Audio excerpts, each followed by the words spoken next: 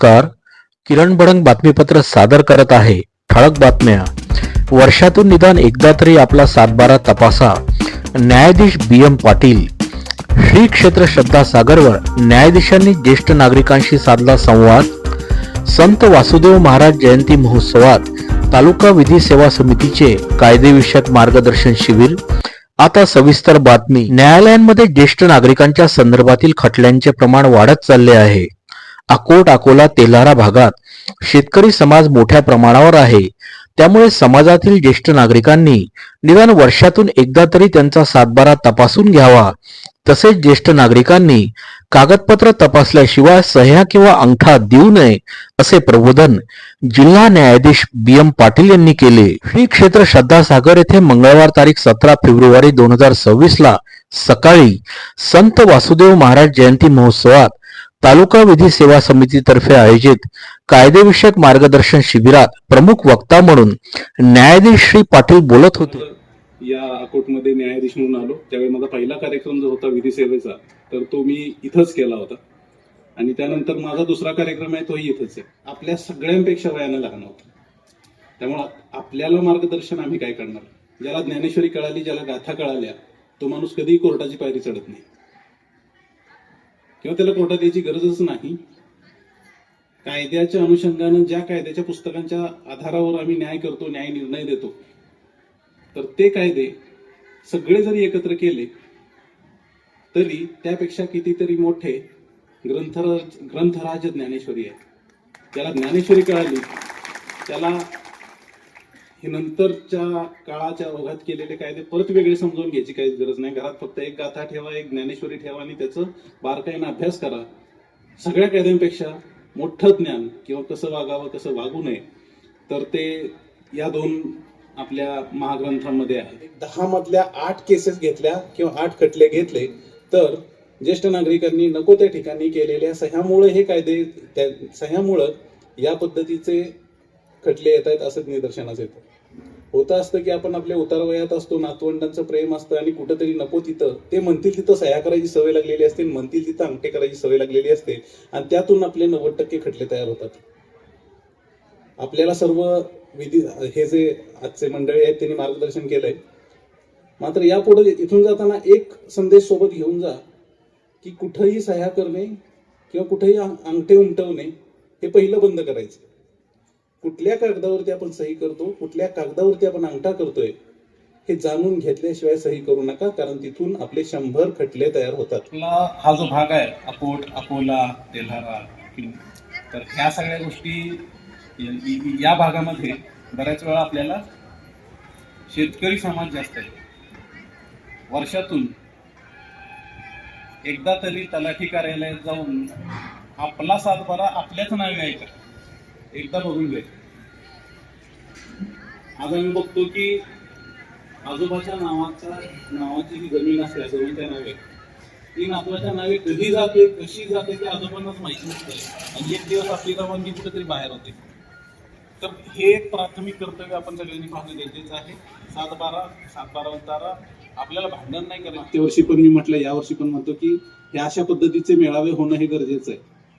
कारण इथून एक चांगला सक्षम समाज आपल्याकडून बाहेर पडतो आणि आपल्याला काय नाही, एका गावात एक वारकरी जर असेल तर तो पूर्ण गाव व्यवस्थित करू शकतो. एवढी ताकद आहे आपल्या ज्ञानेश्वरीमध्ये आणि एवढ्या गाथेमध्ये.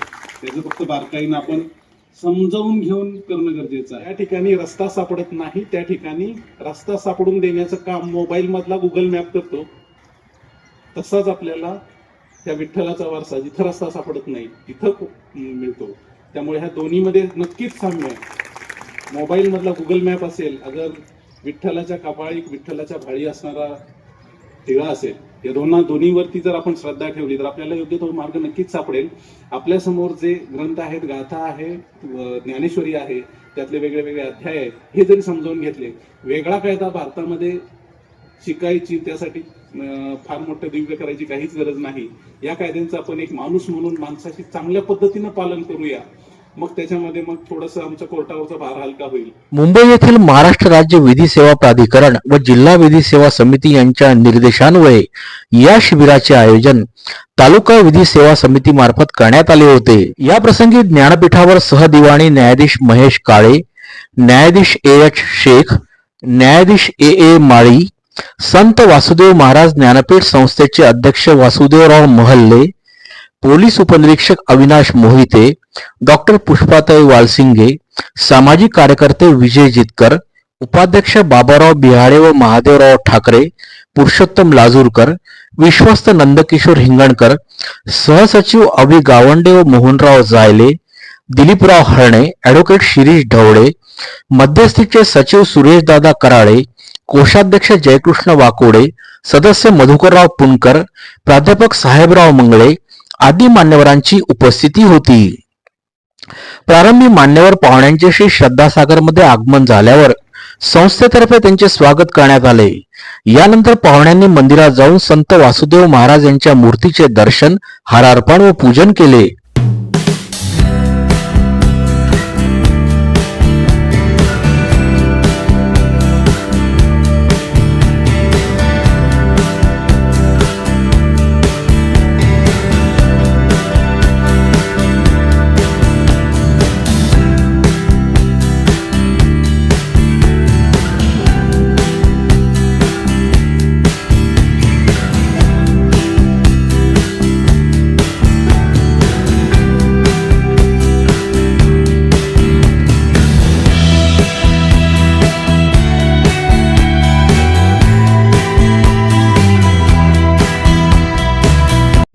त्यानंतर मान्यवर ज्ञानपीठावरील पूजास्थळावर जाऊन महाराजांच्या मूर्तीसमोर नतमस्तक झाले.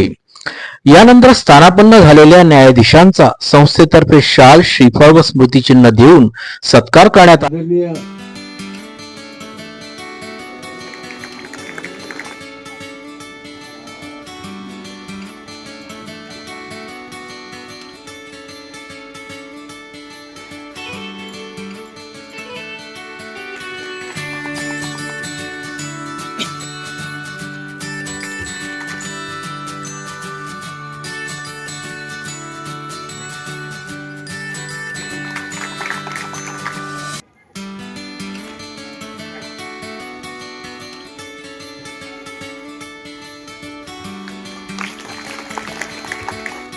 योग व आरोग्य विषयक जनजागृती आणि मार्गदर्शन.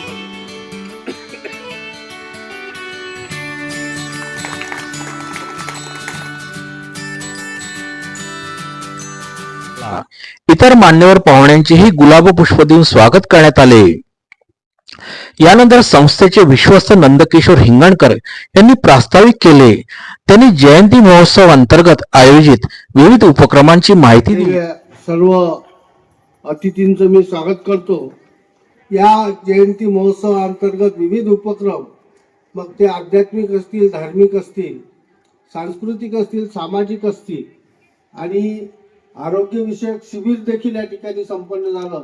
अशा विविधांगी उपक्रमातून महाराजांचा हा जयंती महोत्सव आपण दरवर्षी अतिशय भक्तिभावाने साजरा करत असतो. हा कायदेविषयक मार्गदर्शन शिबिराचा उपक्रम गेल्या 3-4 वर्षापासून आपण दरवर्षी या ठिकाणी संपन्न होत असतो.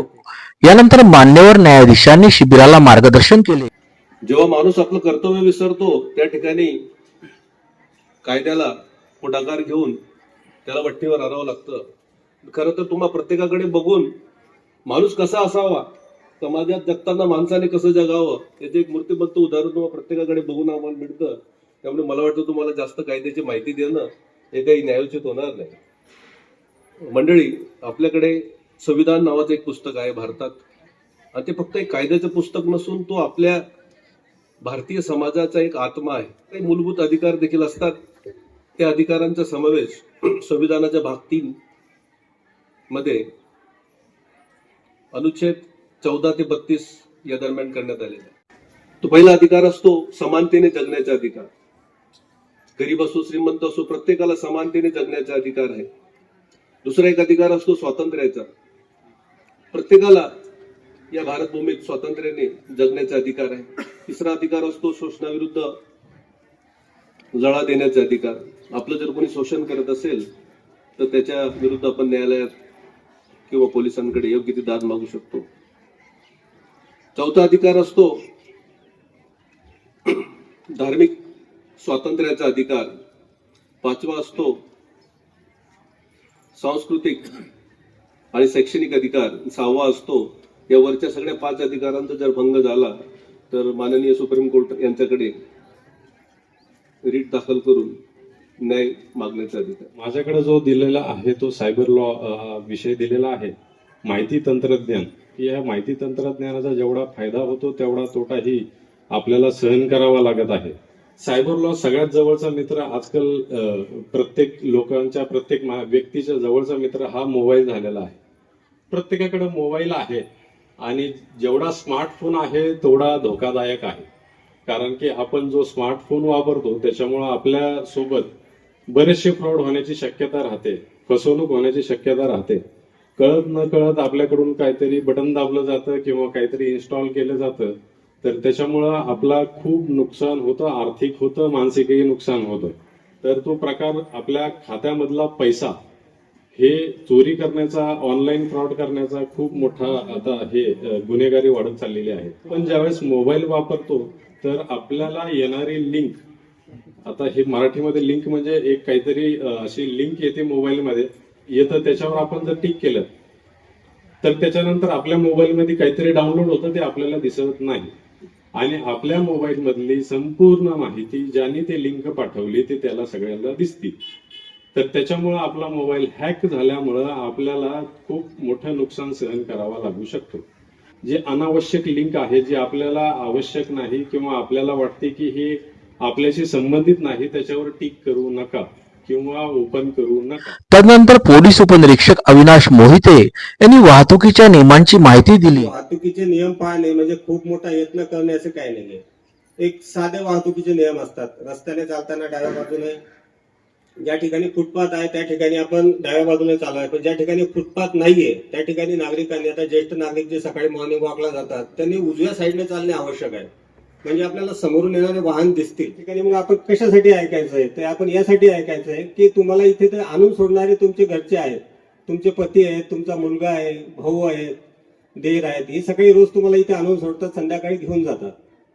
या लोकांनी वाहतुकीचे नियम पाळावे. या वाहतुकीच्या नियमाबद्दल तुम्ही त्यांना घरी गेल्यानंतर समजून सांगावे की आपण कशा प्रकारे गाडी चालवली पाहिजे, कशा प्रकारे दुसऱ्याला त्रास होणार नाही याची जाणीव केली पाहिजे. वाहतुकीचे नियम पाळणे म्हणजे काय, तर आपण गाडी चालवताना आपल्याला जे अपेक्षित असतं की दुसऱ्याने आपल्यासोबत ज्याप्रमाणे चालवावं किंवा पायी चालताना दुसऱ्या व्यक्तीने कशा पद्धतीने गाडी चालवली पाहिजे असं जेव्हा आपल्याला वाटतं, तीच कृती आपल्याला आपण स्वतः वाहन चालवताना करायची आहे. डॉक्टर पुष्पाताई वालसिंग यांनी आरोग्यविषयक मार्गदर्शन केले. म्हणजे खरं हा उपक्रम खूपच चांगला आहे की सर्वसामान्यांना विधी नियम माहिती असणे गरजेचे आहे. ह्या सगळ्या गोष्टी असल्या तरी ह्यासोबत आरोग्य सुद्धा तेवढंच महत्वाचं आहे.